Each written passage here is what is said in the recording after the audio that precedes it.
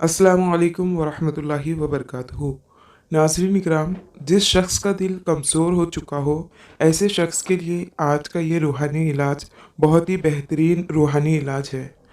हदीस शरीफ का मफ़हूम है कि हुज़ूर नबी करीम सल्लल्लाहु ताला अलैहि व आलिहि वसल्लम ने सूरह यासीन को कुरान करीम का दिल करार दिया है।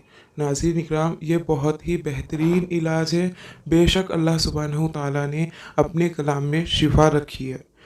हमारे जितने वो भाई जो दिल के किसी भी बीमारी में मुब्तला है, जिस किस्म की बीमारी हो, कोई भी कमज़ोरी है दिल की, दिल के बेशुमार बीमारियां निकल चुकी हैं। हार्ट अटैक है, वेंस ब्लॉकेज है, दिल में सुराख है, घबराहट है, बेचैनी है, गर्ज, जो कोई भी दिल की बीमारी है, किसी भी दिल के आर्ज़े में मुब्तला है, तो इस अमल को कीजिए।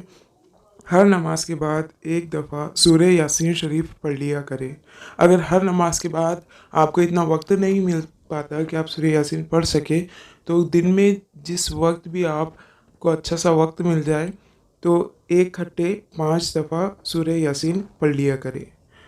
इंशाअल्लाह अज़्ज़ व जल अल्लाह ताला आपको शिफ़ाए कामिला नसीब फरमाएंगे।